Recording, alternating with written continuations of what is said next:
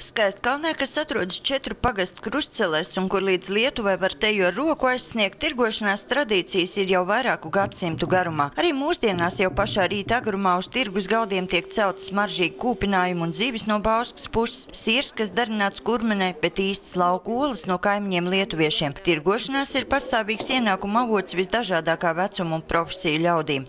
Pensijā maziņā, ko tu darīsi, vajag kaut kas piepelnīt. Vistiņas ir, nu te pārdot to oliņu, vēl kaut ko nopērt zivtiņu, ar ko nopērt no šite. Viss dzīvot vajag, maizīte vajag pelnīt. Viss norit raiti, tirgotāji te pārsvarā vieni un tie paši, un viņu prece jau sen iepazīta. Priecājamies, ka no pārpiešiem varam preces iegādāties. Un šo to vēl ko mukurā uzģert.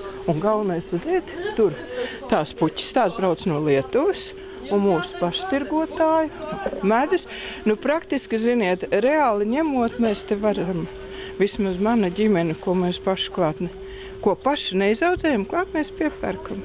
Par pircēju trūkumu sūdzēties nevar, bet tirgus ir iedzīvotāju labklājības spogulis, un tās rāda, ka, lai arī cenas šeit krietni zemākas nekā lielajos pilsētu tirgos, rocība lauku ļaudīm joprojām sarūk. Kā tad ir ar pirktspēju Skaistkalnē? Nu, meža veltes, kā redziet, labi izpērk. Nu, sieram, es domāju, ka ar sieru ir tā, ka priekš skaistkalniešiem, nu, varbūt varētu būt pa dārgu. Šis gads ir viss vairāk sliktāks.